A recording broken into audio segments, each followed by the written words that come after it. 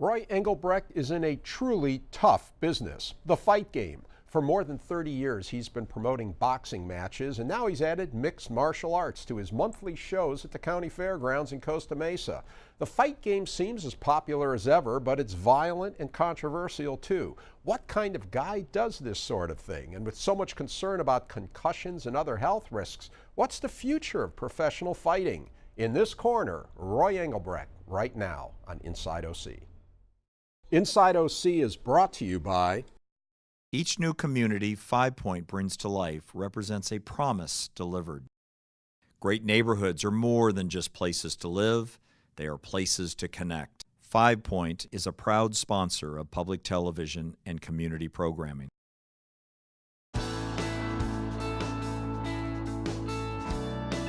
Chapman University is a proud sponsor of Inside OC and community programming.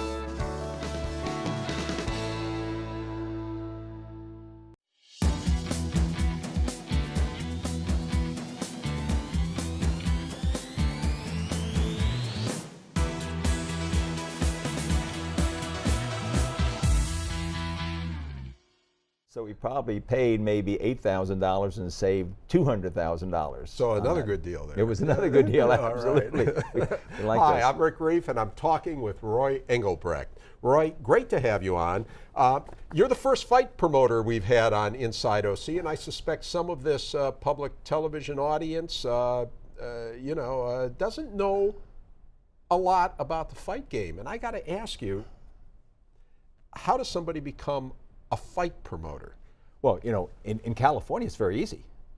If you have $1,000 and your pulse is beating, you can get your promoter's license, which is the good news and also the bad news, because it allows anyone who just thinks, I want to start a business, they can go get it and put on a show and then lose $30,000. It's a business. It's just, and I'm a promoter. I'm a fight promoter. I could be a concert promoter. I could be a rodeo promoter.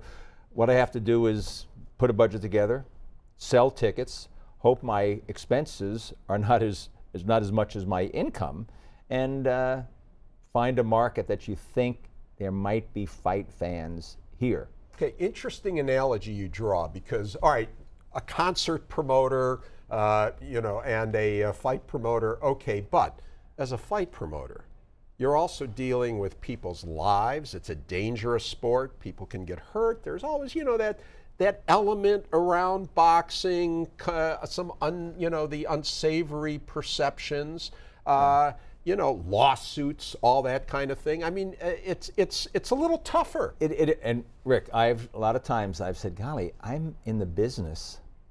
I'm in the hurt business. I'm in the business of putting two people together who could die in the ring. Now, you could compare it to NFL football, hockey, there's hockey fights and so forth. What we've done is found a demographic that likes to go to the fights. And I told people that maybe only 10%, 8% of the population are fight fans. That's a tough business to be in when you can only draw 8% that are interested in what you're selling. Then to get them to get in their car and come to a venue and pay money and watch the fights. One thing is, fight fans are very knowledgeable. They're very passionate about the sport. There's not a lot of them, but they love to go. What is that demographic? Well, the demographic is older. It used to, because when boxing was the king of sports, when boxing was in Southern California, it was before the Dodgers, the Angels, the Lakers, anyone, it was the big Hollywood Legion Stadium, the Olympic Auditorium. It was the sport of kings, if you will, and it was the sport of kings back at that time. Now, the boxing fan is skewed a little older. It's certainly Hispanic. The MMA fan is more millennials. Seems more educated. When you say MMA, that's mixed martial arts, like the ultimate fighting. Right. You Cage see people fighting. in the cages. Yeah. Absolutely on that. Yeah. The MMA crowd is younger, have more disposable income, and people always ask me, Roy, is mixed martial arts putting boxing out of business? On the big boxing fights, the big pay-per-views, it kills MMA. Unfortunately, we don't have a lot of major boxing fights to really keep the interest up. Yeah. And we don't have any big stars coming out of the Olympics. All right, so as a business, you have now put the two together, right? When talk about what you do both in Orange County and in Los Angeles. Right. I was always a fight promoter, but we only did boxing because mixed martial arts was illegal in this country. It could only be done on Indian, on tribal land, and so forth. In 2007, the California Commission, after 10 years of not approving it, and with a lot of boxing promoters saying, you'll put us out of business, commission, I think there was some hanky-panky going on to get those votes not to approve it. In 2007, finally, with some hard lobbying, MMA was approved in California. I said, wait a minute. Who matters what they're doing? With 4-ounce gloves or 8-ounce gloves, I'm a fight promoter, and we put the first mixed martial arts show in Orange County I remember it on a Sunday afternoon at 2 o'clock in the ballroom of the Irvine Marriott, and we sold out the place. We did a $54,000 gate, and the whole crowd was, and we brought a live band in because my son, who works for me, Drew, said, you know, the MMA is younger and so forth, so we had a live band in the ballroom, and all these young people were coming, and we had it in the ring because we didn't do a cage, and I said, okay, I can do this.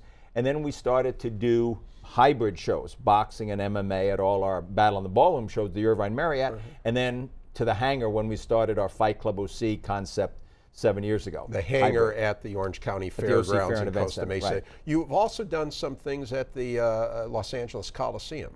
Absolutely. We kind of expanded, and we launched a Coliseum Gladiator MMA Championship Series in the peristyle end of the Coliseum this past summer. Of all the shows I've done, and I've done shows at Madison Square Garden, Staples Center, the Forum, you name it, San Antonio, Alamo Dome, to put a cage on the peristyle end of the Coliseum with those rings and the torch lit with the lighting is about as spectacular. It's almost, it takes your breath away. And we did 4 shows this year. We did 2 shows. There was new owners at the Queen Mary who took over the Queen Mary, and we named the series Rumble on the Water at the Queen Mary.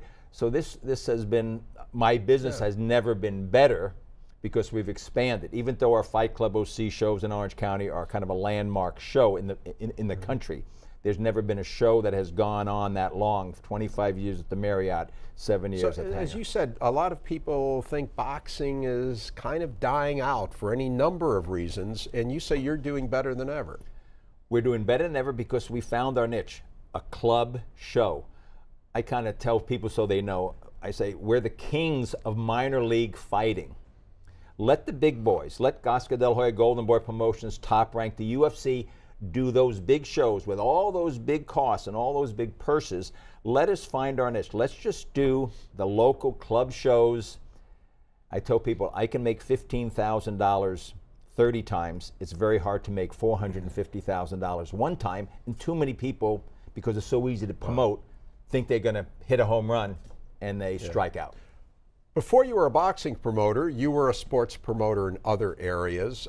Talk about that. You've been involved with the Lakers, with arena football, with minor league baseball. Take us through your story as a sports promoter. Well, my first start in promotion was as director of promotions for the Lakers and the Kings and the Forum.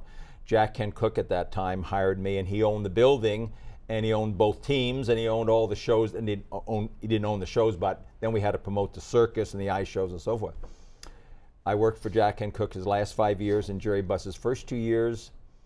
I always wanted, as a younger person. And Magic was coming up. And Magic hadn't come yet. We had the organ at the Forum. If those old time people that knew the Lakers, the organ was the only music. So I come in at a 32-year-old guy, and Mr. Cook, can we have some upbeat music? Roy, he would say, Roy, the Wurlitzer organ is a wonderful musical instrument. That's what we'll keep. Never would allow me to bring a live band in and so forth. He sells the team to Dr. Buss. Dr. Buss at our first meeting of management, he says, guys, I just bought the team. I really, you know this business better than I do. I'm open to any ideas. So I came to Dr. Buss and said, you know what? Let's do a dance team, not like the NFL, which was doing a lot of TNA at that time and boots. I said, I want a dance team. He said, sounds good to me, Roy, go for it. And I got a hold of SC and UCLA song leaders, the real bubbly dancers. And I brought some of them to the Forum on a dark night when we didn't have an event, and I said, here's what I want to do. I want to do it entertainment.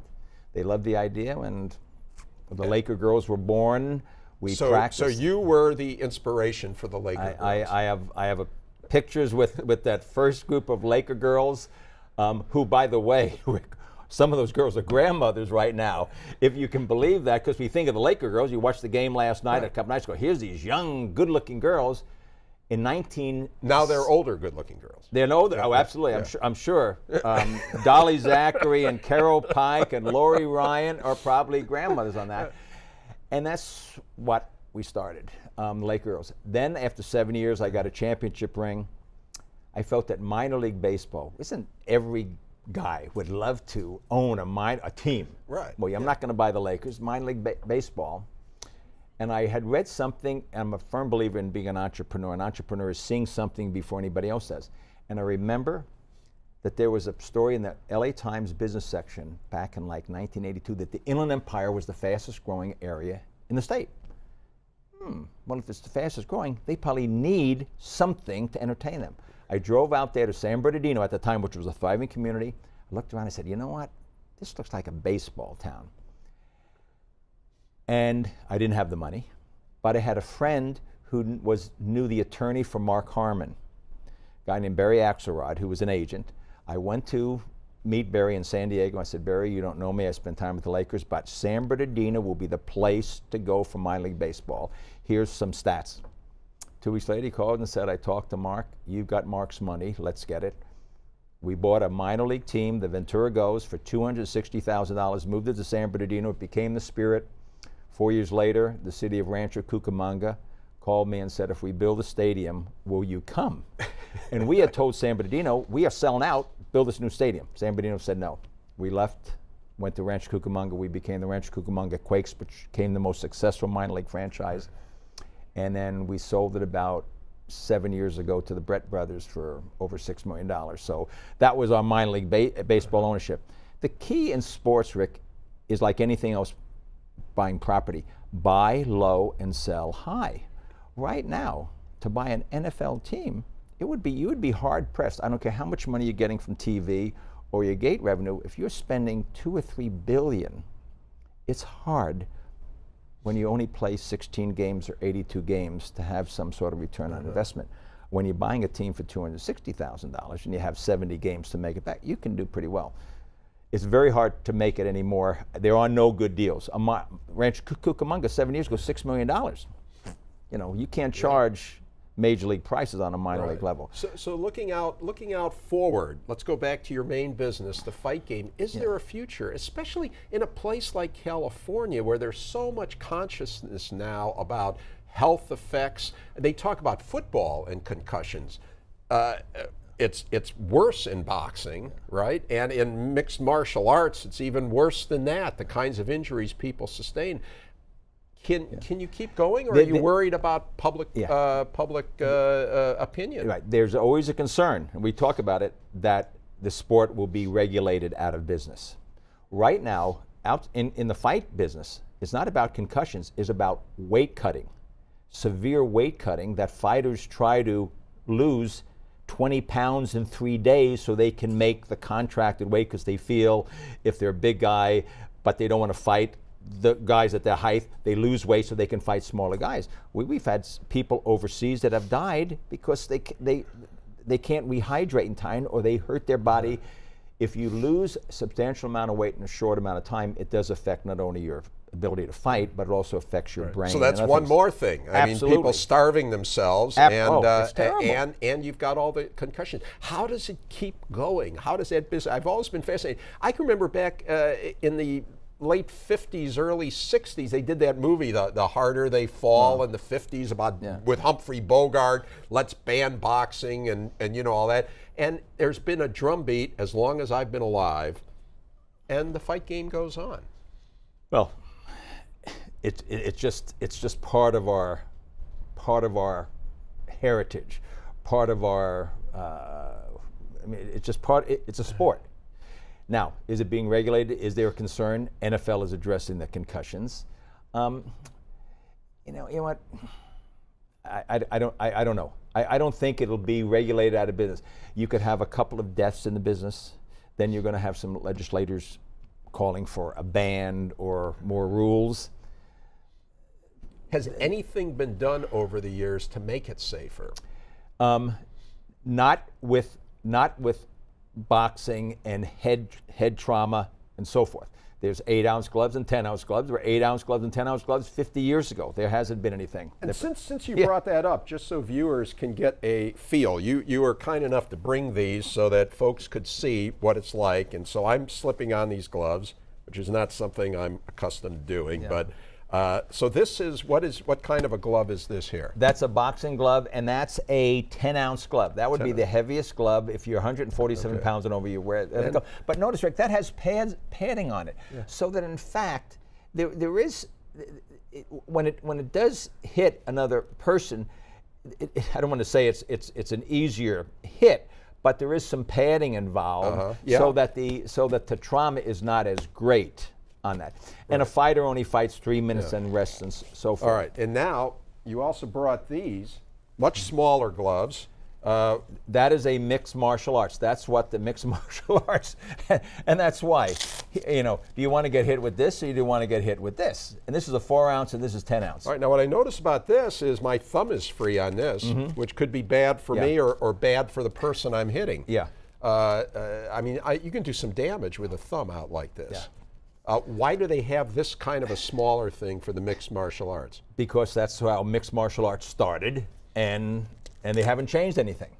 Is it some of these guys are judo guys or whatever? Well, and remember, you can use your hands more, but it's more dangerous in some ways. When MMA started, it was basically your wrestlers were coming out someplace to go. 10 years ago when we started MMA, almost all the action for 3 minutes was on the ground. Now, most MMA fights are stand-up fights. So if you're a boxing fan, you don't mind watching mixed martial arts because you're seeing the guys stand up and throwing punches on there. So MMA has changed quite a bit from a ground game to a more stand-up game. And, you know, I don't see anything changing. They're going to say you have to weigh a certain amount. If you can't fight one fight at 170 and the next fight at 150, because the commission is going to see that and say, you've lost too much weight. So they are looking out a little bit for the health and safety of the fighter, which is the California State Athletic Commission, which is under the Department of Consumer Affairs. They are supposed to look out for the health and safety. So right now, it's not the contact, it's not the trauma, it's the weight loss and the severe weight loss and rehydration that has a concern. Wow. So what kind of a person, you talk about the demographics of a fight crowd, and you've got the millennials who tend to like the MMA and the older guys who like and gals who like boxing. How about the fighters themselves? What kind of a person, where are these boxers coming from and where are MMA fighters coming from? I would say 85% of boxers, professional boxers, are Hispanic and from the community, and this is kind of their way to make a living and get out of whatever situation they're in on that. Because boxing and soccer are so ingrained as such a great, passionate sport for the Hispanic community, Hispanic kids don't look to play baseball or football. They want to be a hero. They look to Oscar De La Hoya, Cesar Chavez, Danny Garcia. They get into that, and that's why there's so many great youth programs in Orange County. TKO Boxing, very strong, which teaches the young kids the amateur level on that.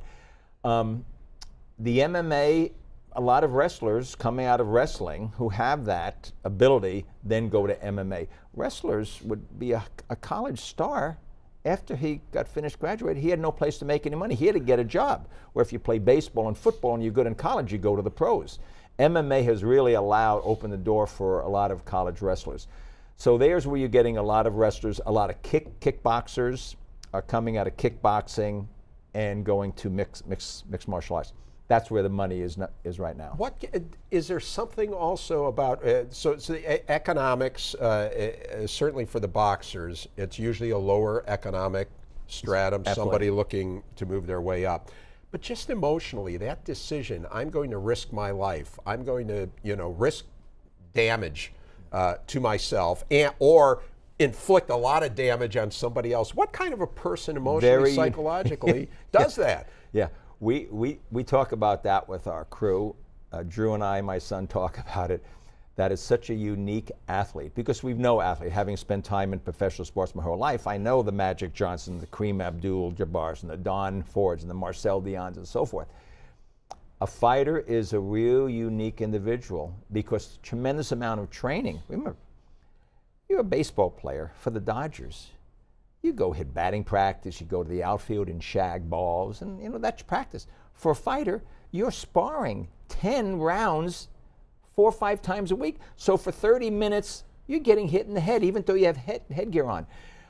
You really have to have a love of the sport and a passion. Now, I don't say you got to be an angry guy, that's why you get into fighting, because there's some wonderful guys.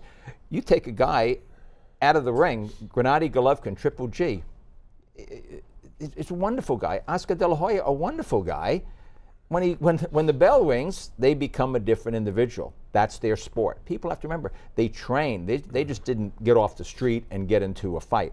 They have trained very, very hard to become a pro athlete. You just dropped 2 names that you have been associated with: Gennady Golovkin, who's a boxer, right, and Oscar De La Hoya, the famous boxer. And you sold your business to Absolutely. Oscar, and then and now you've just sold a business again. Tell us about those deals. It was 2001. I got a call from Richard Schaefer, who was Oscar's CEO at the time of just Oscar De La Hoya Enterprises. And Oscar was still the elite fighter at the time. And Richard said, Roy, Oscar and I were talking, and Oscar was thinking, what am I going to do when I retire down the road? And what do you want to do, Oscar? Richard said. And Oscar said, well, I know the fight business because I've been watching the promoters, Bob Arum. Why don't I become a fight promoter when I finish? And Richard said, well, you could start from scratch or buy an existing company. I would suggest you buy an existing company. And Roy, we looked around the country, and we hear that you're the only guy that's making any money, and you have some honesty and integrity. And I was having a great year, so I don't want to sell my company. And I did. And you did. And did you stay on? Did you? I stayed on. We formed Golden Boy Promotions. And that was the good news. I sold my company. The bad news is the offices were the 67th floor of Library Tower, which is downtown Los Angeles. I live in Newport Beach. It was like the commuting. I signed a 3-year deal to be the COO to teach Oscar his entourage at that time. He said, Roy, I don't want to pay him anymore. Teach him the fight business. And in 5 years, Oscar De La Hoya and Golden Boy Promotions is now the largest fight promoters, top rank in Golden Boy. So that was a great experience for me because it allowed me to meet some other people. But after 3 years, I said, Oscar, unless you move to Orange County, I can't do the commute anymore. And then just 8 months ago, Alliance MMA, the first publicly traded mixed martial arts company, came to me and said, Roy, we're buying top regional promotions. Would you be interested? Yeah. And it was a very good deal, and they were very good. You were in the news unflatteringly last year. You got suspended by the Las Vegas boxing Nevada Commission. Nevada Commission. What was that about? That was I don't want to say it was people that didn't know the fight business. In the fight business, to move business along, you have to do some things. We have a lot of fighters who are out of the country. And so what happened, we needed to get an application for a fighter submitted to the state commission. We couldn't get a hold of the fighter. He called me on a Saturday afternoon from God, I don't know where. And I said, I need to fill this out. Can you give me this information? Which I had it's a two-page application. What's your name? What's your date of birth? Where were you born? How many kids? All that. And I had to get in. And I signed it for him, said, I don't want to use his name, signed it, and sent it to the commission. Well, they said, wait a minute, Roy, you forged his signature on there. You filled this out. I said, no, how do I know all this information? I talked to him. One of the commissioners said, this is insane. All we were doing was moving business along. So they suspended my Nevada license. If I felt better, the California Commission looked at this and said, Roy, you're our best promoter. We're not going to recognize that suspension. You're in good standings on that. I'm not suspended anymore in Nevada. Was there any little turf battle involved maybe? No. But I think California knew the way I do business. Nevada, I don't do a lot of shows in Nevada. I just have I it. would have thought California would be much more persnickety and tough than Nevada. So that's Opposite. interesting. Opposite. Okay. Well, listen, we're almost out of time. I will say for the record here, you have a daughter who was a professional volleyball player. And in our open mic segment that's coming up, I think we'll talk about that a little more. Love to. Anyway, I think for this public television audience, many of whom probably have never listened this long about the fight game, Roy, you were really good. Thank you. Thanks, It's great thanks to for be coming here. on. It was great Absolutely. to have you. Great to be here. And that's it for now. Thanks again to my guest, Roy Englebrecht. You can watch this show and past shows by going to pbssocal.org or rickreiff.com. You can also catch our shows and our post-show open mic chatter on YouTube. And follow us on Facebook, Twitter, and Instagram. Thanks for watching. We'll see you again on Inside OC.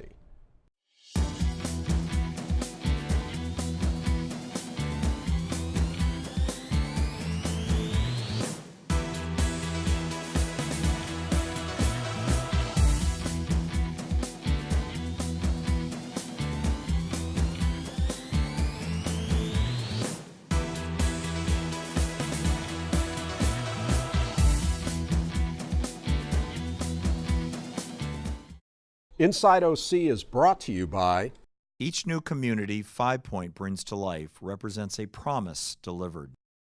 Great neighborhoods are more than just places to live, they are places to connect. 5 Point is a proud sponsor of public television and community programming. All your life, people talk about what's best for you. But to most people, it's just that. Talk. Unless you're with Memorial Care, a healthcare system devoted to one important thing: what's best for you.